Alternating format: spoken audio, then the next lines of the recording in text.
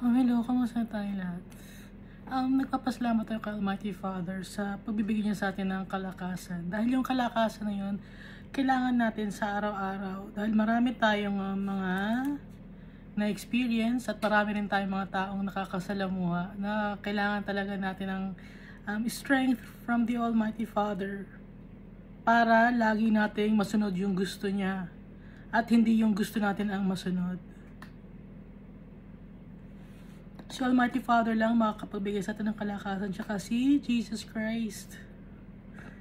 So araw-araw nagpapasalamat tayo, araw-araw humingi tayo ng tawad, araw-araw yung blessing ni Almighty Father tsaka ni Jesus Christ, hinihingi natin. Hindi tayo titigil. Dahil yung tatay natin tsaka si Jesus Christ hindi tumitigil sa pagtatrabaho. Kaya sila ang gagayahin natin. Mahirap na trabaho, no? Yung salamuha ka sa kapwa-tao. Mahirap yan kasi hindi mo naman kontrolado ang isip ng mga tao. Hindi mo kontrolado yung gawa nila. Ang kontrolado mo lang is yung sarili mo.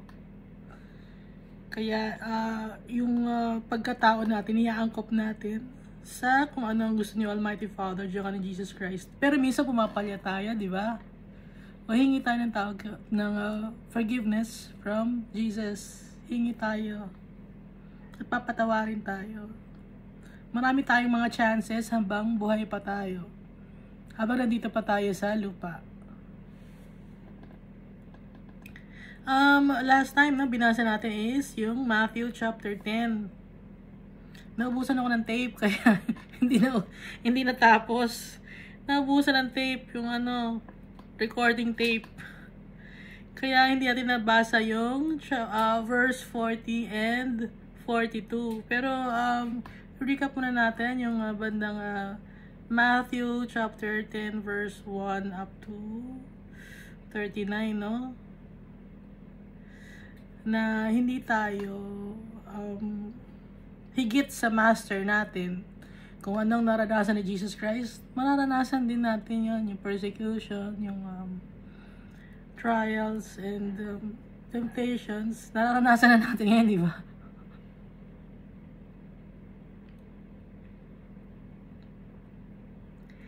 So, magiging tayo, shrewd as snakes and innocent as doves. Hindi tayo gaganti pag may mga taong nagagalit sa atin. Hindi tayo gaganti. Pero magiging matututo tayong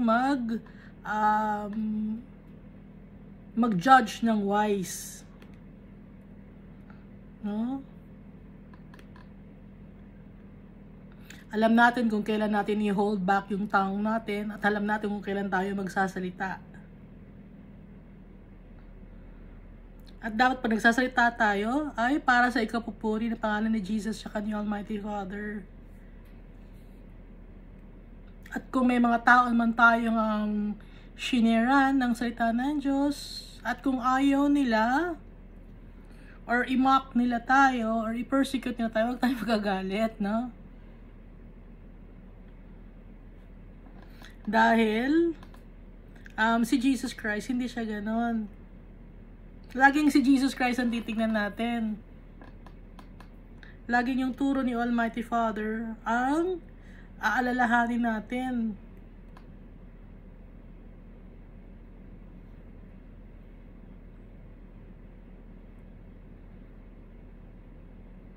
So marami tayong persecution na pagdadaanan. Kahit online lang, no? Merong mga persecution, may mga nagko-comment. Pag i-share mo lang yung Bible, may mga magagalit na, may mga na-offend na. Huwag tayong magagalit dahil pag ganun ang kanilang ugali, hindi naman sila yon, kundi kung ano yung espiritu na nanahan sa pagkatao nila. Pero kahit ginaganon tayo ng mga tao, yung masama ang tingin nila sa atin,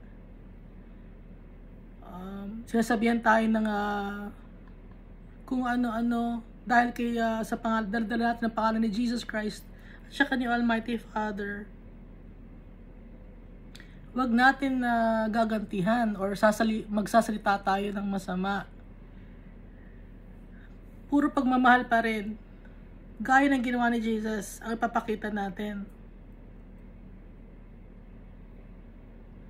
At mamahalin natin si Almighty Father, si Jesus, higit pa sa mga tao dito sa lupa. Kasi diba ang unang commandment is love the Lord your God with all your soul, with all your might, with all your strength, and with all your mind. Yun ang unang utos sa atin. Kaya, mahal man natin ang ating mga tao dito sa lupa, pero mas uunahin natin yung pagmamahal natin kay Almighty Father.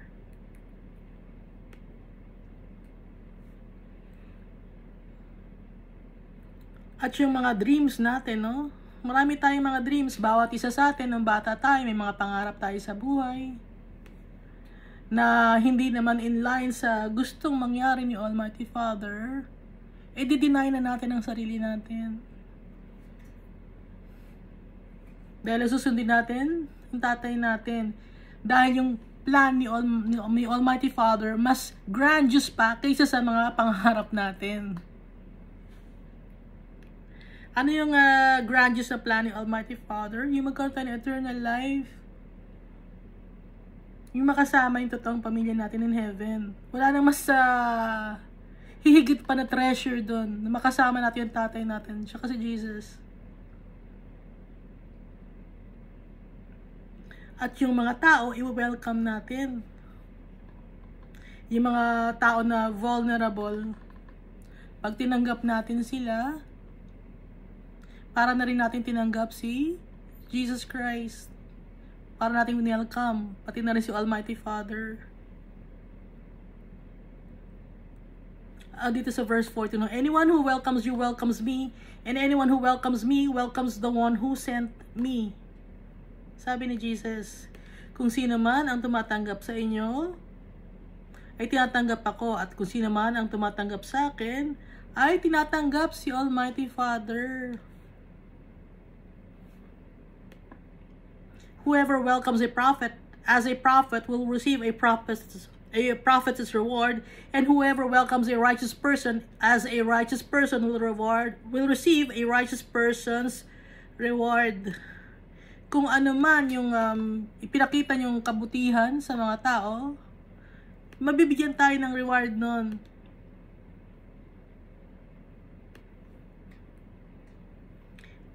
Pagpapakita mo lang ng kabutihan, hindi yung namigay ka at bibigyan ka ng reward. Hindi ganun, kundi pagpapakita mo ng kabutihan.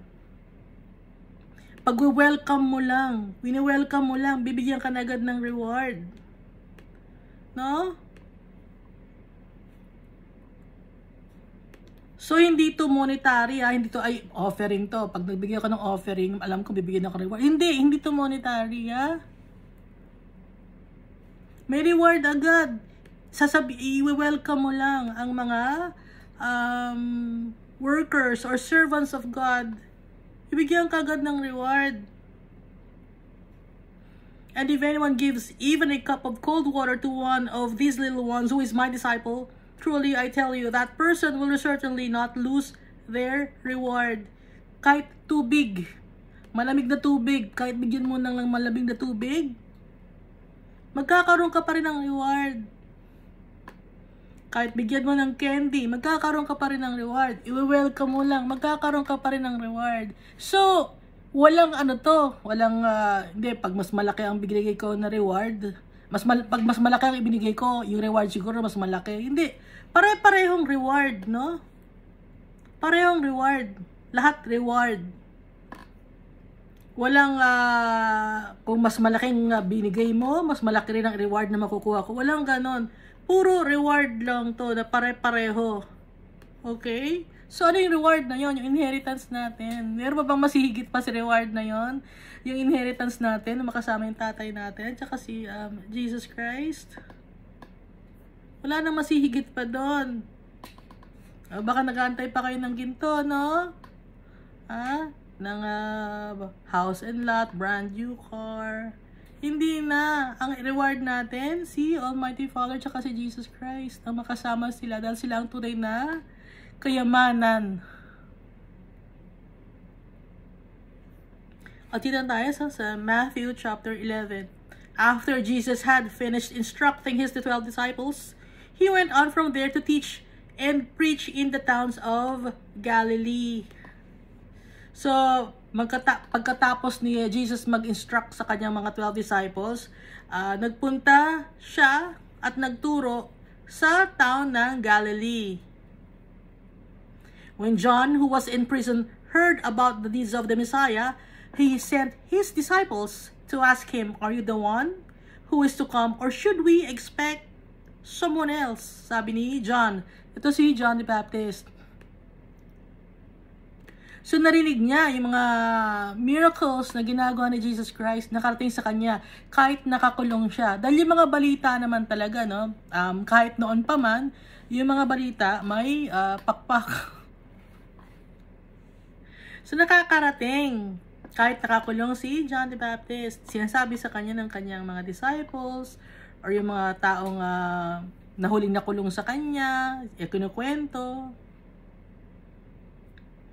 Kaya ngayon, pinadala niya yung kanyang mga disciples. Pinapatanong nila kay Jesus. Sabi ni John the Baptist, itanong niyo kay Jesus, "Are you the one who is to come? Or should we expect someone else? Or mag-aantay pa ba kami ng iba? O ikaw na talaga yun?" Gusto i-verify ni John the Baptist. Dahil yung mission ni John the Baptist is yung i-pave the way for the Christ, for the Messiah. Yun talaga ang kanyang mission, simula pa nung hindi pa siya pinapanganak. Nung nasa womb pa lang siya ni Elizabeth. Yun na talaga ang mission niya.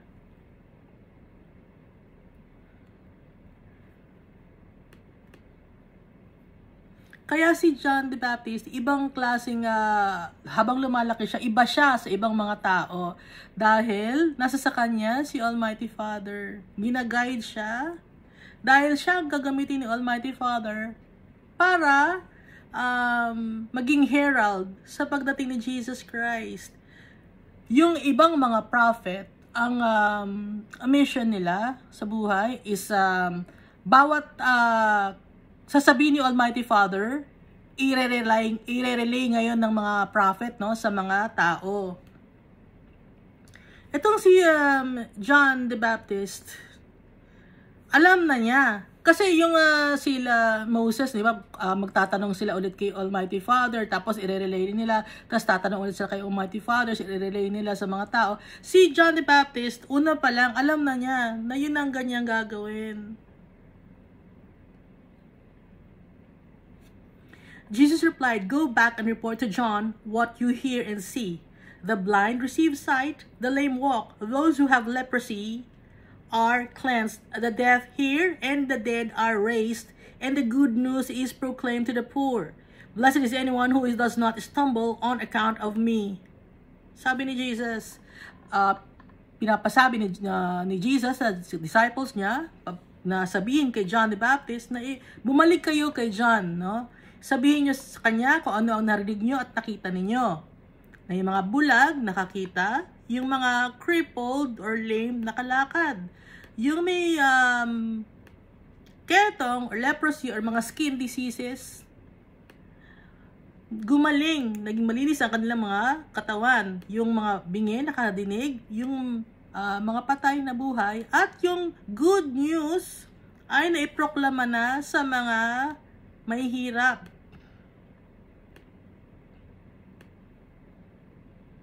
Bakit poor lang ang sinabi? Hindi lang to, kasi pag sinabing poor dito, hindi lang ito yung poor materially speaking, no? Kundi poor din spiritually. So, yung good news is for all people.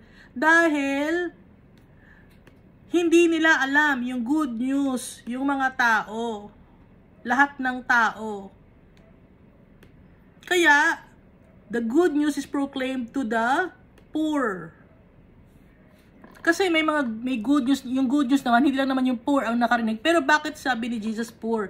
Kundi ito ay poor spiritually, walang alam sa kay Jesus. Naiproklama na para maalaman ng mga tao, malaman nila si Jesus, malaman nila na may pag-asa, malaman nila na may eternal life.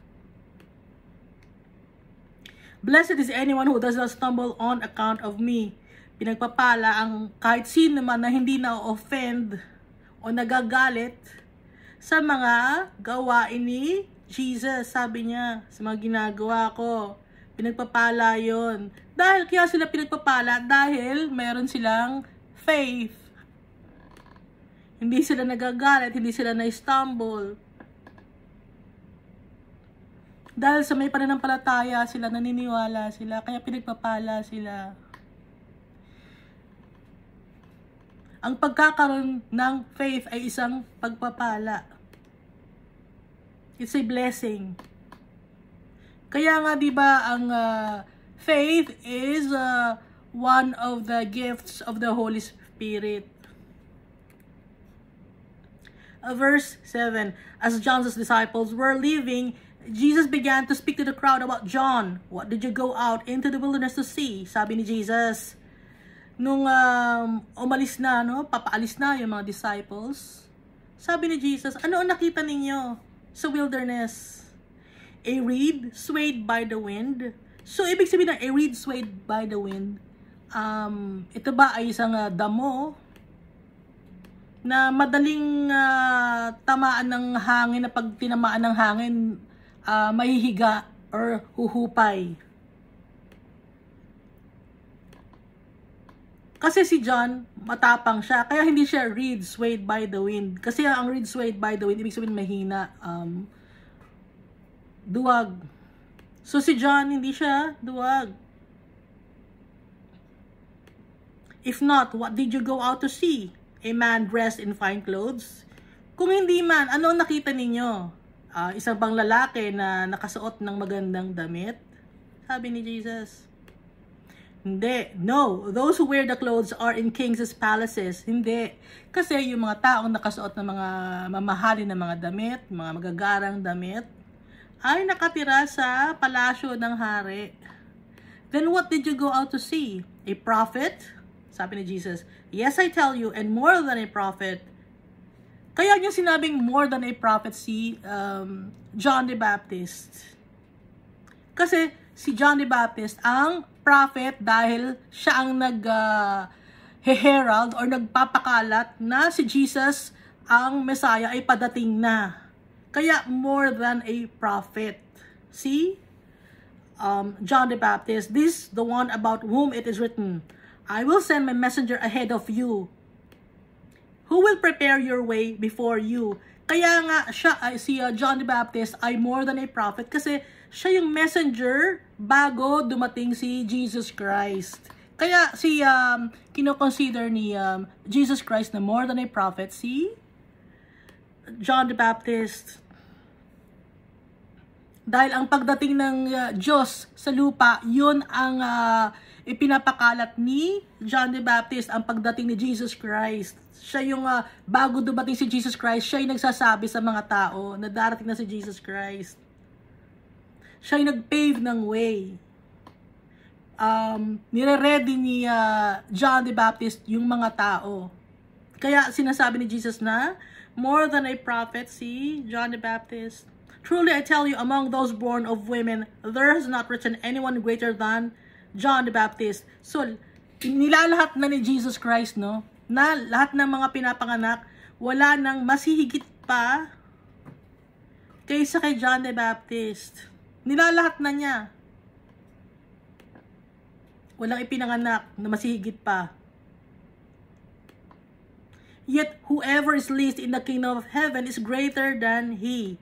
Pero, kung sino man ang pinaka-least or pinaka-mababa in heaven, masigit pa kay John the Baptist. Pero dito, ang sinasabi ni Jesus, sa lupa, si John the Baptist na ang pinaka-great. No? As a person, as a... kaya naman kasi naging tao si John the Baptist dahil nagtabi ang si Elizabeth at saka yung tatay niyang si Zechariah. Kaya naging tao. Kaya siya ang kino-consider na pinaka-great among the men. Dahil si Jesus, great si Jesus, pero si Jesus, surrogate mother siya, niya si Mary. walang ang tatay ni Jesus Christ ay si Almighty Father, walang sperm cell. Etong si John the Baptist is kaya siya naging tao is because nagtabi yung kanyang mga magulang. Yun ang ibig sabihin. No? Kaya sinasabi ni Jesus na sa lahat ng tao, wala nang masihigit pa kay John the Baptist. Pero sa Kingdom of Heaven, least si John the Baptist. Dahil mas may hihigit pa ng mga tao na nasa heaven, na kaya sila nakapunta sa heaven dahil magaganda ang kanilang mga ginagawa. So, mas greater pa yung mga tao na yun kay John the Baptist, yung nasa heaven na. Pero nung nasa earth pa lang sila, nasa lupa pa lang sila, hindi sila greater than kay John the Baptist. Ngayon, nung nakapunta na sila sa heaven, mas greater na sila kay John the Baptist kasi kasama na nila si Almighty Father.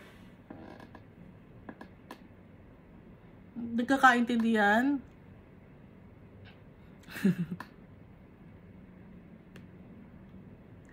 From the days of John the Baptist until now, the kingdom of heaven has been subjected to violence. Simula nung araw, nung kay John the Baptist, hanggang ngayon, sabi ni Jesus, yung kingdom of heaven has been subjected to violence. And violent people have been raiding it. Maraming mga tao ang against sa kingdom of heaven. Maraming mga tao ang gumagawa ng kasalanan ng hindi na mabuti sa paningin ni Almighty Father. Verse 13. For all the prophets and the law prophesied until John. And if you are willing to accept it, he is the Elijah who was to come. So si John, sabi ni Jesus, for all the prophets and the law prophesied until John. Yung mga prophets noon, simulang sa mga Old Testament, at saka may mga prophets din na hindi kasi nakasulat sa Old Testament, no? Pero may mga prophets din nakasulat sa Old Testament, they prophesied. Nagbigay sila ng prophecy. Hanggang kay John. Bago si John, rather. And if you are willing to accept it, he is the Elijah who was to come. At kung matatanggap ninyo, siya si Elijah na dumating. Whoever has ears, let them hear. So, kino-consider na si John the Baptist ay si Elijah. Pero hindi siya totally si Elijah. Kino-consider lang siya na parang si Elijah. Dahil, si Elijah, hindi siya namatay, kundi kinuha siya ni Almighty Father.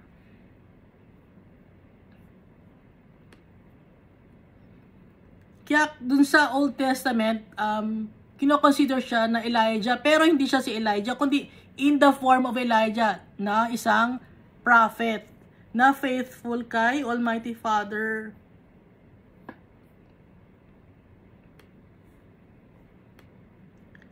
Verse 16, to what can I compare this generation? They are like children sitting in the marketplaces and calling out to others. We played the pipe for you and you did not dance. We sang a dirge and you did not mourn. Sabi ni Jesus Christ. Yung gato yung generation na pag sinabi niyong sumayaw, pag sumayaw naman, ayaw nyo. Pag kumanta naman, ayaw nyo rin. Pag sinabing iyak, pag umiyak, ayaw rin nyo. Hindi na maintindihan. Lahat na ng ginagawa, lahat na ng gusto ng tao, ginagawa na ni Almighty Father. Pero ayaw pa rin sumunod ng mga tao. Matitigas pa rin ang ulo. For John came neither eating nor drinking, and they say he has a demon. Si John kasi, ang kinakain lang niya ay honey tsaka locust. And they say he has a demon. Sinasabi meron daw siyang demonyo.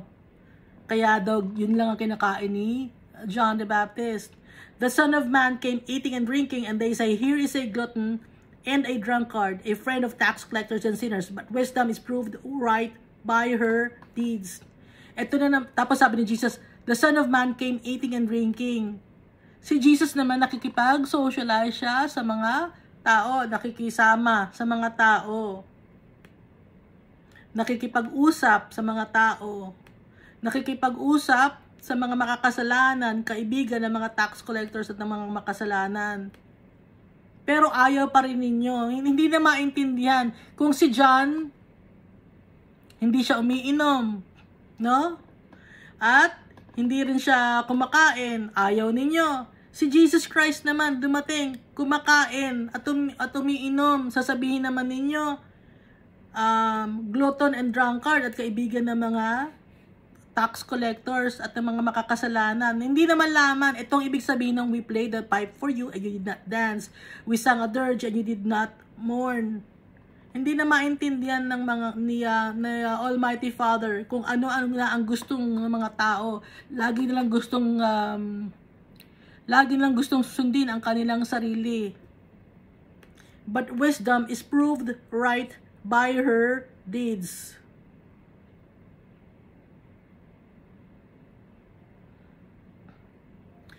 Kaya lang naman, yung wisdom ay nadya-justified, no? By her children. Kung yung utak mo, hanggang saan ba yung utak mo na makakaintindi? No? Itong wisdom is proved right by her deeds. Hindi maintindihan na.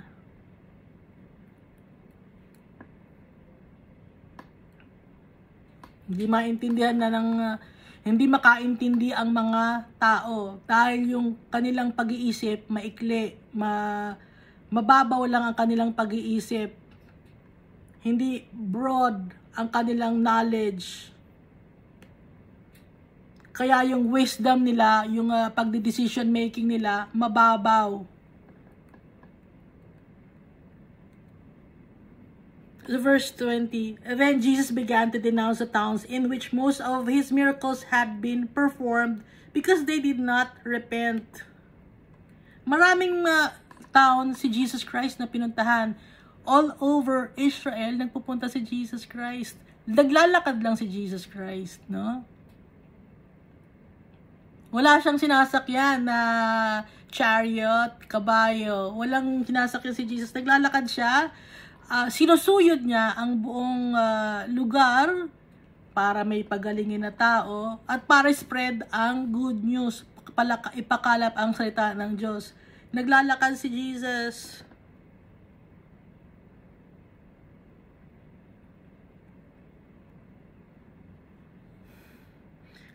Syempre, habang naglalakad si Jesus, may mga tao na naniniwala sa kanya, may mga tao nagbamak sa kanya.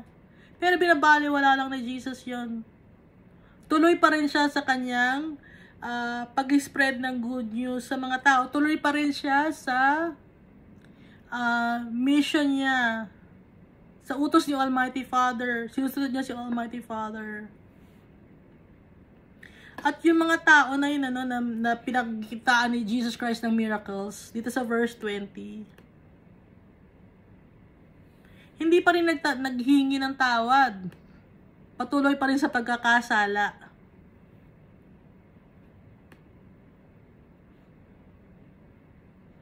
Kahit dun sa taon mismo na yon, marami siyang pinagaling, meron pa rin mga taong patuloy na nagkakasala. Woe to you, Chorazin! Woe to you, Bethsaida! For if the miracles that were performed in you had been performed in Tyre and Sidon, they would have repented long ago in sackcloth and ashes. So yung mga tao sa Chorazin, sinasabi ni Jesus, tsaka sa mga tao sa Bethsaida, hindi sila nagsisisi sa kanilang mga kasalanan. Ayaw nilang talikdan yung kanilang mga kasalanan. Kasi kung yung mga miracles na yun ay ginawa sa Tyre and Sidon, matagal na naghingi ng tawad yung mga taong nakatira sa Tyre and Sidon. But I tell you, it will be more bearable for Tyre and Sidon on the day of judgment than for you.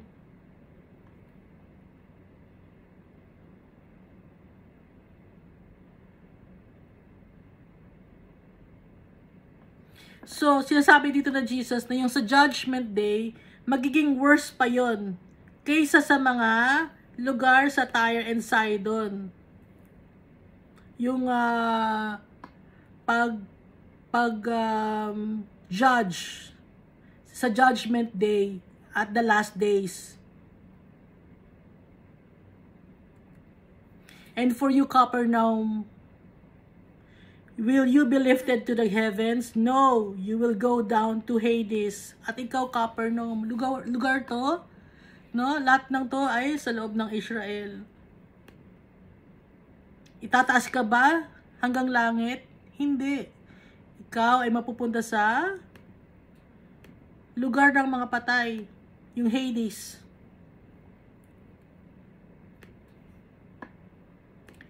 Kaya itong Hades, lugar ng mga patay, meron ditong buhay, pero patay na, ibig sabihin nun ay wala ng pag-asa. At nandun sila habang buhay. Habang buhay pa yung, habang may kaluluwa pa sila, hindi naman namamatay ang kaluluwa, no? Doon ang mga matitigas ang ulo sa Hades. For if the miracles that were performed in you had been performed in Sodom, it would have remained to this day. But I tell you that it will be more bearable for Sodom on the day of judgment than for you. Kung yung mga bagay na to, ng mga miracles, matagal na nagsisi, no? Yung mga tao sa Sodom, magiging bearable pa sa yung mga nangyari sa Sodom kaysa sa mangyayari sa hinaharap dahil sa hindi tayo nagsisisi. Hindi kayo nagsisisi, sabi ni Jesus.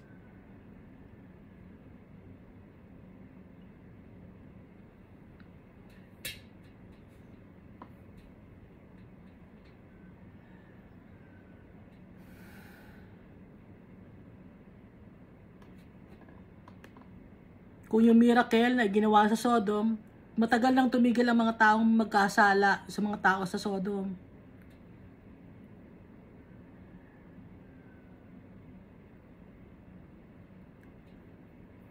Kaya yung judgment day, ihahantulad sa mas malala pa sa nangyari sa Sodom and Gomorrah. Yung last days.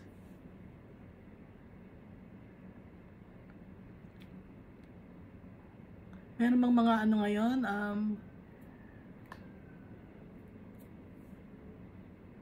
Mga preacher ngayon na nagsishare ng Word of God about the last days. Kung ano mangyayari. May mga preacher ngayon, ang sinishare is the love of God. Yes, God loves us so much. Pero, i-share din natin na yung kung hindi tayo susunod kay Almighty Father, ang kapupuntahan natin ay eternal damnation, kapahamakan. Hindi alam na ibang tao yun. Kaya i-share natin din na kapahamakan ang mangyayari. Pagpatuloy tayo nagkakasala. Pag matigas ang ulo natin. Kasi ang mga tao ngayon madalis ma-offend, no? Mabilis ma-offend ang mga tao ngayon. Hindi nila iniisip na, pag na-offend sila, sarili lang nilang iniisip nila. Huwag niyong sarili lang ang iniisip niyo. Ha? Sa tingin ninyo, si Almighty Father hindi ba na-offend sa mga ginagawa natin? Si Jesus Christ, yung sacrifice niya para sa atin, mas nakaka-offend yung ginagawa natin. Masyado tayong selfish, no? Self-absorbed. Lahat na lang tayo lagi. Iniisip natin yung sarili natin. Kung anong gusto natin. Selfish tayo. Kung ano makakapagpabuti sa pakiramdam natin. Pero paano naman yung pakiramdam ni Almighty Father, tsaka ni Jesus, yung Creator natin, yung tatay natin na sinasaktan natin? Kung patuloy natin sinasaktan yung tatay natin, meron tayong lugar ng kapupuntahan na wala kang kawala sa eternal damnation.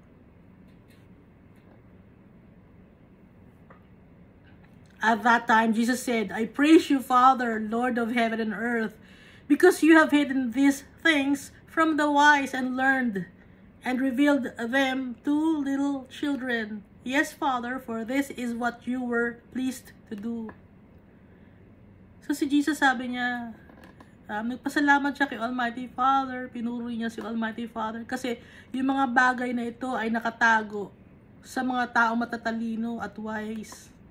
Pero ni-reveal niya sa mga vulnerable na tao, sa mga taong walang pag-asa. Yun yung mga little children, vulnerable, mga hindi nakapag-aral, mga outcast sa lipunan, mga hindi pinapansin, mga rejected by people. Ni-reveal to sa atin ni Almighty Father tsaka ni Jesus. Kaya magpasalamat tayo.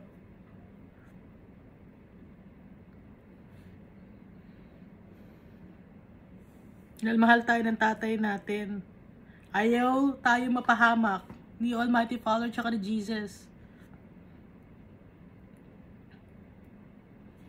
All things have been committed to me by my Father. Lahat ng bagay binigay na sa akin. Ikinomit sa akin, ako na ang may authority. Sabi ni Jesus, power and authority. Nakakomit na kay Jesus. Sabi niya dito, all things have been committed to me by my Father. No one knows the Son except the Father. Walang nakakakilala kay Almighty Father except the Son. Who is the Son? Si Jesus. Kasi si Jesus, nakasama niya si Almighty Father. And no one knows the Father except the Son. At walang nakakakilala sa kay Jesus maliban kay Almighty Father. No one knows the Son except the Father. Wala nakakakilala kay Jesus maliban kay Almighty Father, and no one knows the Father except the Son. Wala nakakakilala kay Almighty Father except Jesus. And those to whom the Son chooses to reveal Him. Idinagdag ni Jesus. At sa mga tao kung saan gusto ni Jesus i-reveal ang kanyang sarili. So tayo, kilala na natin si Almighty Father at si Jesus dahil si Jesus, pinili niya tayo na i-reveal niya ang sarili niya sa atin. Kung pinili tayo ni Jesus na i-reveal ang sarili niya sa atin, so alam na natin, kilala na natin si Jesus. Kung ano ang gusto ni Jesus. Kung kilala natin siya, kilala natin si Almighty Father.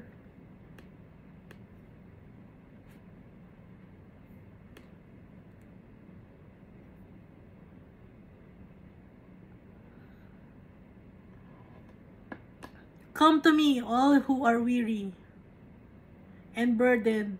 Sabi ni Jesus, lumapit kayo sa akin, kayo yung mapapagod na, at yung malaki ang mga dinadala niyo sa buhay. And I will give you rest, at bibigyan ko kayo ng kapahingahan.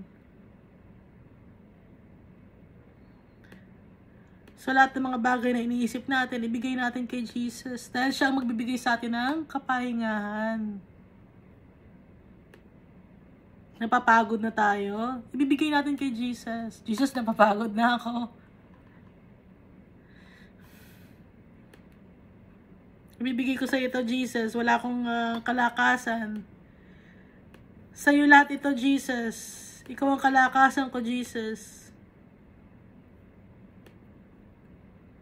Take my yoke upon you and learn from me.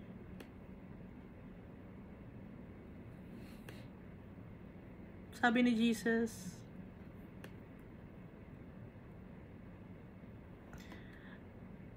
Tignan nyo, dalhin nyo yung trabaho ko at matuto kayo sa akin. Sabi ni Jesus, take my yoke upon you. Tanggapin nyo yung aking mga paghihirap at matuto kayo sa akin.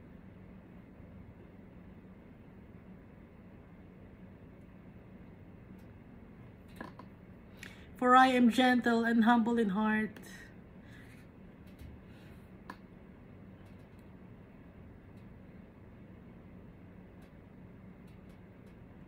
Kapag kumbaba si Jesus at gentle siya, humble yung kanyang puso. Kaya matuto tayo sa kanya, gagayahin natin si Jesus. And you will find rest for your souls para makita ninyo ang kapahingahan ng inyong mga kaluluwa. For my yoke is easy and my burden is light. Dahil yung trabaho ko ay madali lang at yung buhat ko, yung load ko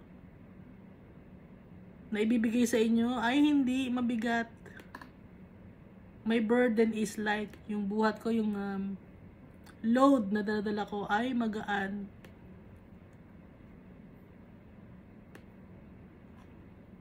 Kaya magiging magaan ang daladala natin, ang dalahin ni Jesus Christ dahil powerful siya. Kaya yung kabigatan natin na pinagdadaanan sa buhay, ibigay natin kay Jesus. Dahil mapapagaan ni Jesus ang lahat. Dahil humble si Jesus, gentle siya. Kaya tanggapin natin si Jesus. Mahalin natin siya. Kung mahal natin si Almighty Father, dapat mahal din natin si Jesus.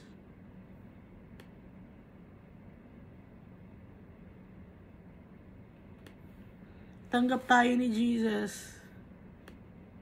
Nagpapatawad siya ng kasalanan. Iisa ang goal ni Almighty Father at saka ni Jesus.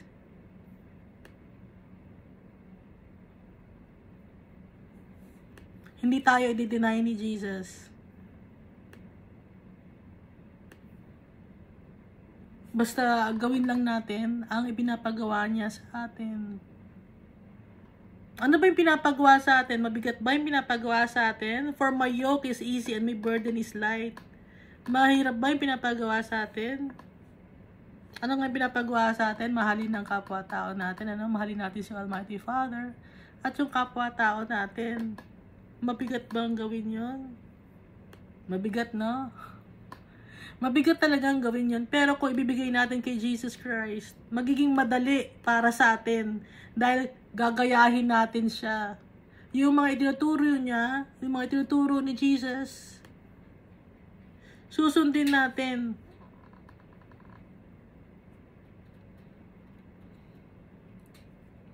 Pag tayo ang nasusunod, no, yung trabaho mabigat, halimbawa yung mga dreams mo, yung mga pangarap mo, gusto mong gawin, ang bigat, no?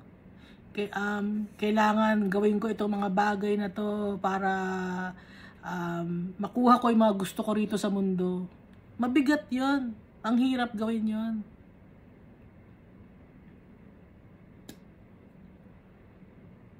Ngayon, kung pagod na tayo, ibigay natin lahat kay Jesus. Lahat ng pangangailangan natin.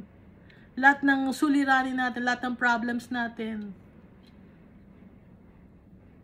Magiging napakadali yun. Dahil si Jesus ang kasama natin. Yung burden niya light. Yung trabaho ni Jesus madali. Dahil yung trabaho ni Jesus na mahirap, tinapos na niya. Ano yung mahirap na trabaho ni Jesus? Yung may pako siya sa cross, yun na yung mahirap na ginawa ni Jesus. So, lahat na ng bagay, madali na para sa atin. Hindi na tayo mahihirapan. Ang gagawin lang natin, lalapit tayo kay Jesus, hingi tayo ng tawad. Yun lang ang gagawin natin. Hindi natin kailangan pang maipako sa cross. No? Hindi natin kailangan pang maipako sa cross dahil ginawa na ni Jesus. So, ano ngayon ang cross natin? Yung cross natin is yung araw-araw ng mga trials and temptations na mapagtagumpayan yun. Since napagtagumpayan ni Jesus lahat, trials, temptations, tribulations, madali na para sa atin. Dahil naging example na siya sa atin. At kung tatanggapin natin siya, yung kanyang flesh and blood, imbibe natin sa pagkatao natin, i-incorporate natin sa pagkatao natin yung suffering ni Jesus Christ, magiging madali na para sa atin.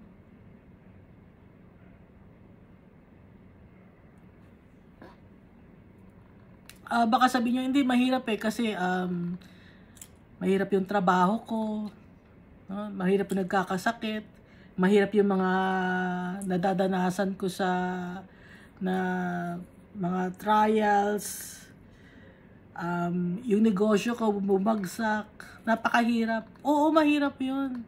Pero, may mga dahilan si Almighty Father, tsaka si Jesus, kung bakit nangyari sa'yo yun. Nangyari yun para mas lalo tayong kumapit kay Jesus. Mas lalo tayong tawagin siya.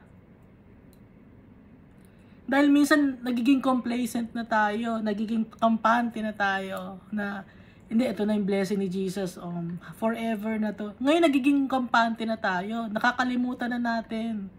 Akala natin laging magaan ang buhay. Ito na bigyan ni Jesus, enjoy ko na to. Continuous ang ating pananampalataya, ang paglalakad bilang isang Kristiyano hanggang hindi pa niya tayo kinukuha.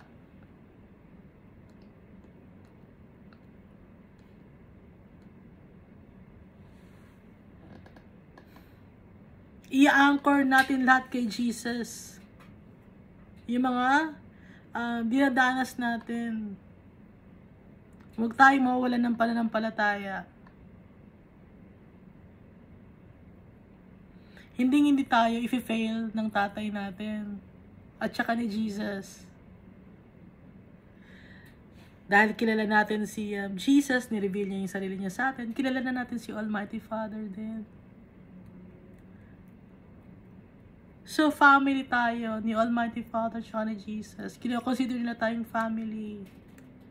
Kahit hindi tayo Israelites, kahit hindi tayo Jew, tanggap tayo. Kahit sino pa man tayo, kahit ano pa man tayo. Kahit napakadami ng kasalanang nagawa natin, tanggap tayo.